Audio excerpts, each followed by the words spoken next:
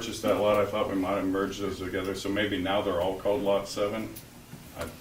That's just like me up there, I got 3 lots on my, 4 lots on my, and they're all included on my tax. Right, the county more than likely has them all together on one. Yeah, and that may statement. be, Yeah. so it would So all be that- Lot 7. That would No, solve they're this still, problem. they're still numbered lots separately, but the county will, combine, for the purposes of sending one tax statement, will combine your property into one for their purposes, but are still separated into lots. I mean, all over town, people own more than one lot, and they're still separated by that. So, it's completely up to you guys how to, determine that improvement district. It was published this way, you cannot expand the improvement district, you can't make it bigger, you can't go adding lots. But you can But you decrease. you can decrease if you so choose. But that would be obviously entirely up to all of you.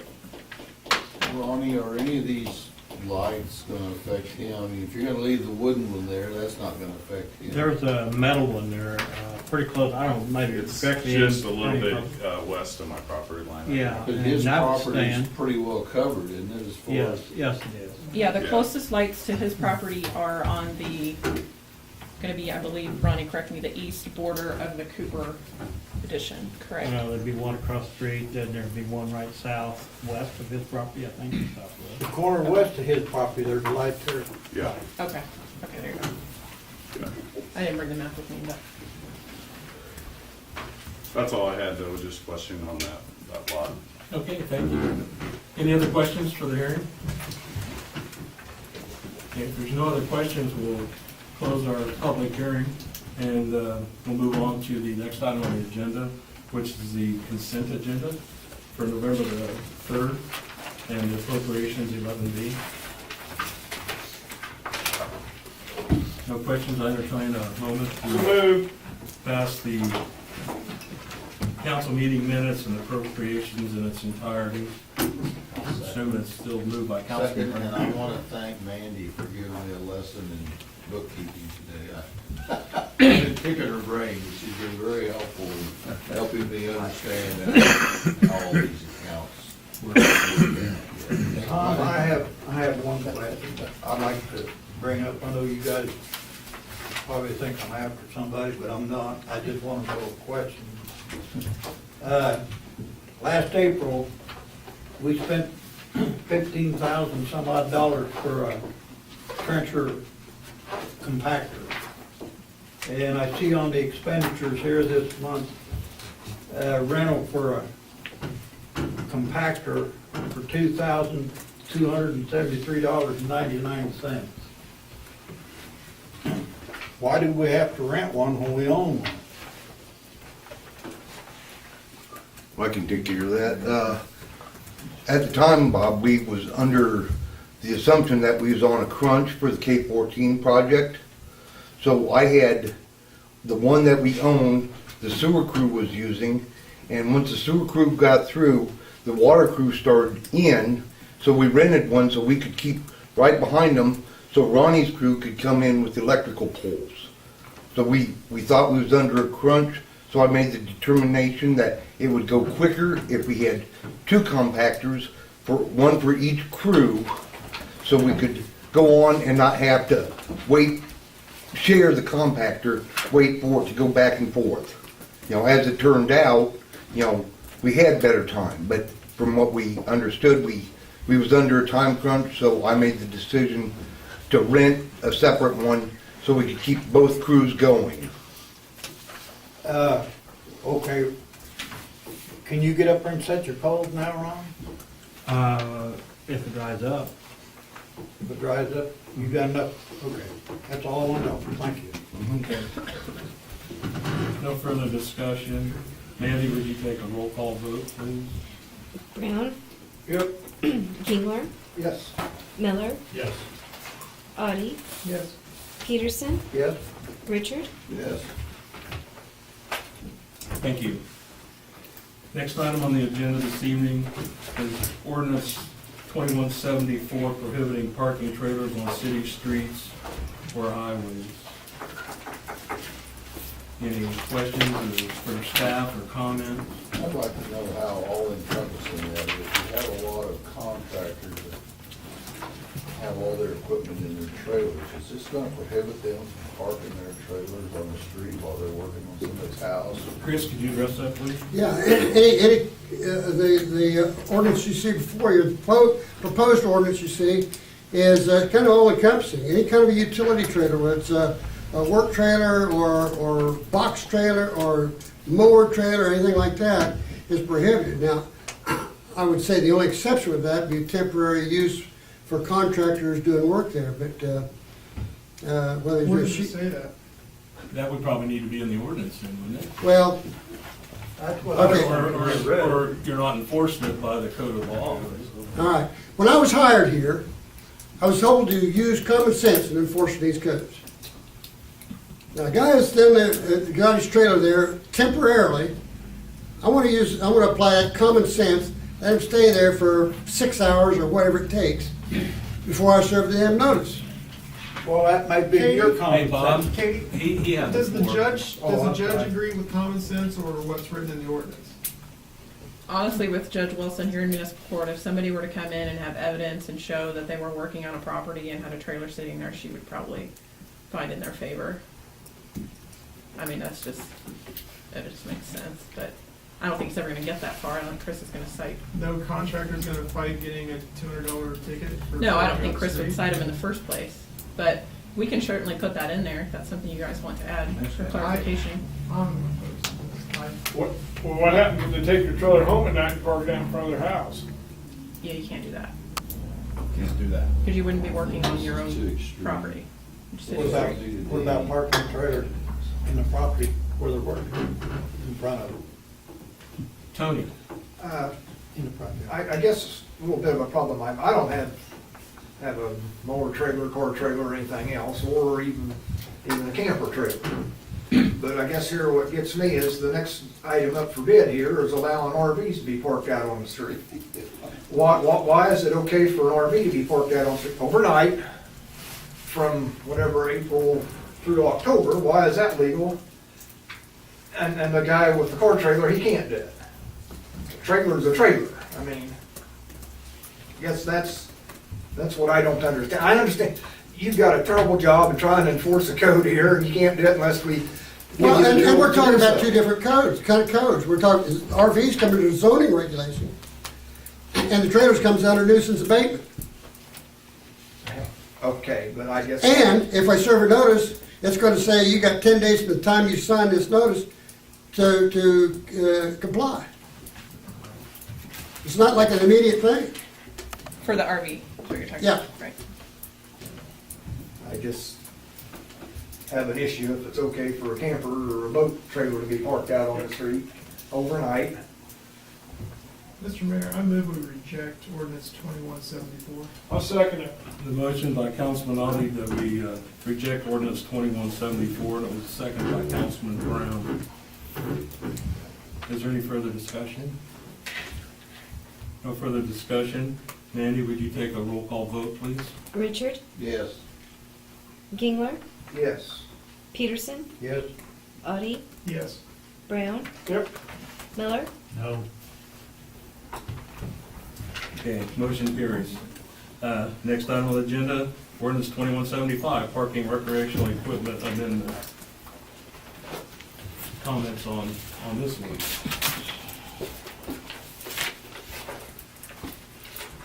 On the campers? Mine's in my shed. so I'm good. This is nothing new, this is just extending the time period by 1 month, which allowing them to Is be it- on the streets for one additional month. This is already in place. Right. We're just Mhm. extending. Well, it just, this here's amendment, isn't it, to add to that Yeah. 1 month? That 1 month change to. Matt? The section where it says, shall not be stored in a residential district except within an enclosed building, comma, behind principal structure, comma, or in the side yard when located in back of the front setback line. Katie, am I to read that as any one of those instances is okay, or Yes. any of those is a violation of the law? Like, if Any of those, I have my boat Any of parked those behind three my is- house, is okay. am I in violation No. of this ordinance? it's okay. You can do any Now, of if those it's three in front things. of the house, I am in violation of this Mhm. ordinance. Unless it's in the street during those time periods, then you're okay. You can't have it in your front Spring or yard, Summer, early fall. but you can have it in the street from March to October.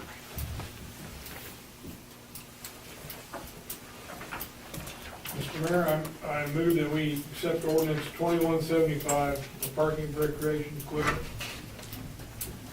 Second. Motion's been made, we accept ordinance 2175, parking recreational equipment amendment by Councilman Brown, and seconded by Councilman Richard. Any further discussion? No further discussion. Mandy, would you take a roll call vote, please? Peterson, Yep. Gingler, Yes. Richard, Yes. Audi, No, Brown, Yep. Miller, Yes. Thank you. Motion carries. Next item on the agenda this evening is Resolution 2115-26, determining advisability and authorizing the installation of metal street poles and lighting. Does this deal with pass it and everything, does this put an end to, is it talking about these poles? Well, No, not I'm really. serious, because I'm about. No, we have one more step.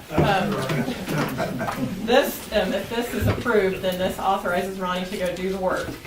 But then once the work is done, we have to approve an ordinance which formally assesses the cost to those properties. So we have one more step. Just like That's we did it? the streets. Is that it? And then it's it, that's it.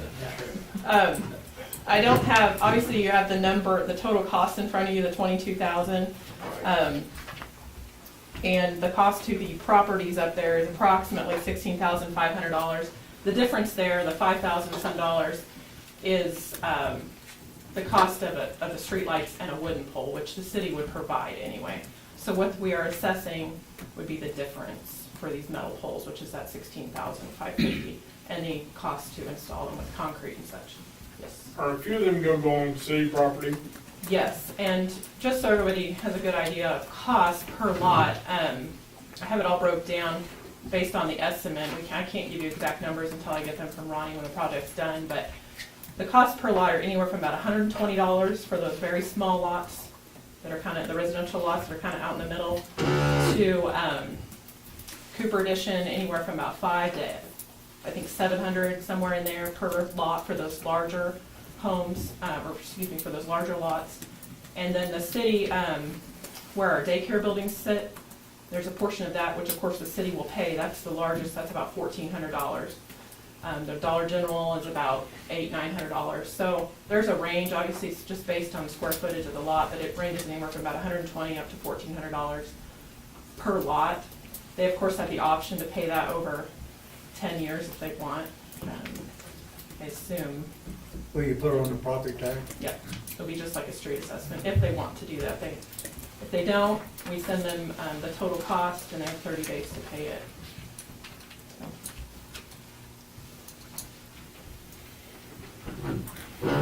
Okay, any more comments? Questions, motion to accept? We approve resolution 2015-26. It's been moved by Councilman Richards, we approve resolution 2015-26. Second. Second by Councilman Brown. Any further discussion? No further discussion. Mandy, would you take a roll call vote, please? Richard, Yes. Gingler, Yes. Peterson, Yes. Brown, Yep. Audi, yes. Miller, Yes. Thank you. Resolution passes.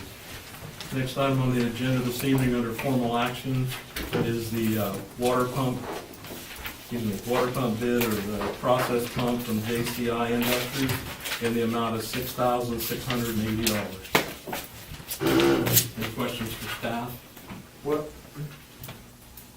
What's this here, $5,620? What's that, is that a repair on the old one?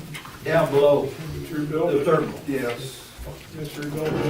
Yes, that's to rebuild the old one, but we wouldn't have minus whatever it costs to ship it there and back. What would that be? Well, they're charging $250 to ship us a new pump, so it'd probably be in the neighborhood of $500. So we're looking at about $600 difference between having the old one rebuilt or a flat out new one. What's the guarantee on the new one? I can't tell you right now. Most of them run, I believe, 90 days warranty.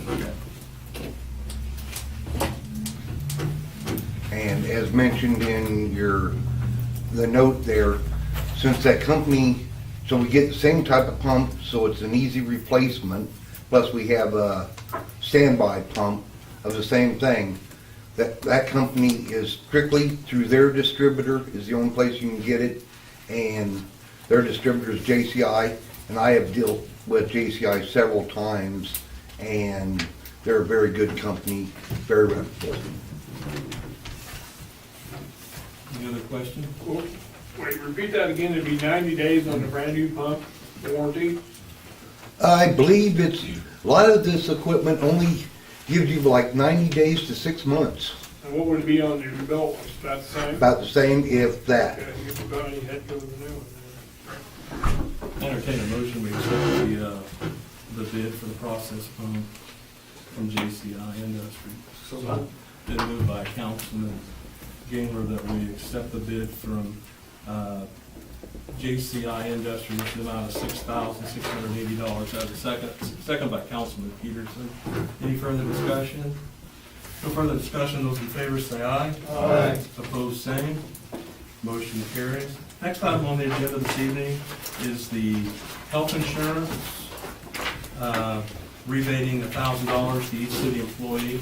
I went in to visit with Glenn on this a little bit this afternoon myself, because I wasn't quite understanding where that was coming from on this. And so, Glenn, can you kind of walk us through this again? Yeah, if you remember, what happened is, last month, Blue Cross Blue Shield came in and said, we have a rebate for you, it's a little over $300,000, which is great. That happens for a couple of reasons. One is we've had low usage, so in our pool, we haven't spent a lot on health insurance. The other is Blue Cross Blue Shield apparently has made some pretty good investments throughout the year, and that's generally where they make their money. So, in order to do something with that money, they don't have stockholders, they're a nonprofit organization. They have to give it back to their members, which that means that it comes back to us. So it's a quite sizable. Remember the year before we had about 240,000 that came back to us. This time it's over 300. So you can see what's happening year by year. We're doing pretty good as far as the pool goes. Question is what you do with it. You have three options. You can just say, okay, we're going to give everybody, a bonus that would be taxable, or something of that nature. You could keep it all in your employee benefit fund because that fund's a variety of things, not just health insurance. Or you could give part of it back, non-taxable, and the way we're proposing that is to give $1,000 back to the people who are in the high deductible health savings account. So therefore, they have something to offset that. Was for an individual, it's about $3,000 in deductible for them. So that takes a little bit of that cushion. What we'd like to do is have more people get into the health savings if they so choose. The thing that holds them back, I think, is because they're afraid of the deductible on that. So the more they have in the health savings account, the more protection they have against that deductible, which right now is $3,000 for the individual. Wouldn't it be better to just put it in their fund, and then if they raise the rate next year, we can apply that to the raise? You could, Save them. right, we're saying that we're not gonna give all of it. Let me finish. We give them $1,000, they might go down to Eagles and lose it real quick. Can't do that. That's not. You can't do that, right, that's what we're proposing. Yeah, but how can you control it if It's you not give? cash. It's not cash, it goes to the health savings account, pre-tax, so they don't get it in their paycheck. It goes into their health savings account. They have to have qualified. In the health, in their health savings. Correct, right, so they don't In get other it. words, you hold on to it. No, it goes to their health savings account and it's theirs, and it can only be spent on qualified. They They have to spend it on medical Inside expenses at the Eagles. Right. It goes to the insurance. Wouldn't it go to the Unless you get the right insurance prescription. to go against their? Well, no, it goes to their health savings account. It's just like a savings account. Yeah, I know, but who administers that? Well, it depends on who you have your account with. It's usually a bank, a local bank. Okay, I didn't know how that worked. I thought the No, insurance. it's like an IRA. is what it Okay. is. So if you have an IRA, some kind of pre-tax kind of, it works just like that. So it goes into that account there, and that, they can only be used for medical expenses. Yeah, but the last council meeting, you just said, well, just give them $1,000. No, I said you don't do that. Don't do that. That's. No, you didn't say that. You Right. said give it to them, Give it, so it goes to the health savings account. right? Right. Last council meeting?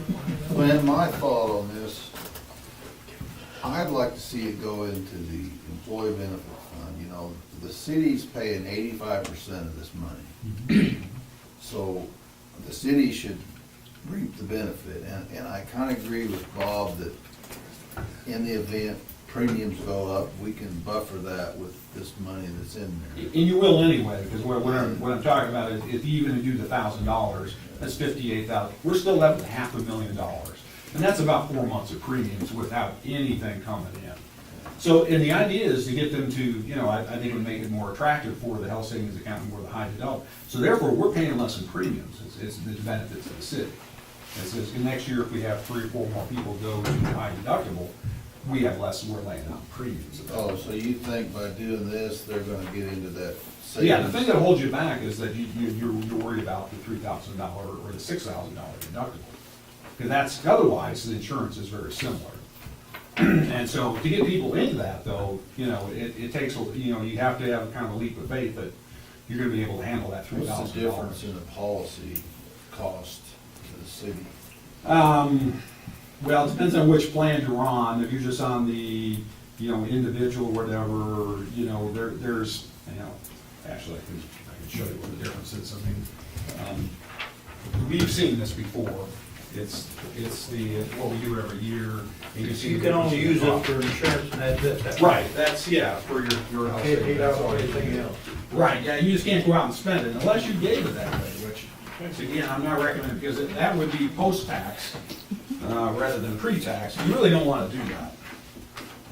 So anyway, you can see what the difference is in the between the two different plans there. And we offer 2 different ones, the high deductible with the health savings and just your regular one with the regular deductible. Well, I tell you, this is pretty nice, you know, I haven't used my insurance the whole year, and they raised my premium.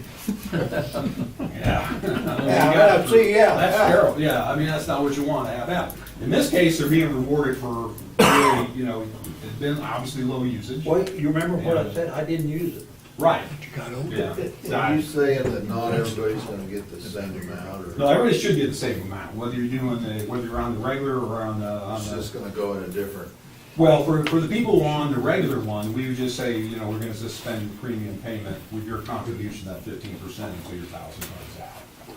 So you get the same $1,000, but it wouldn't go into health savings, it would just suspend your premium until that runs. So it depends on which plan you're on, you know, if you're on a single or a full family or whatever. Then, you know, it's, This rebate must go into the employee benefit fund. yeah, that's where it's at right now.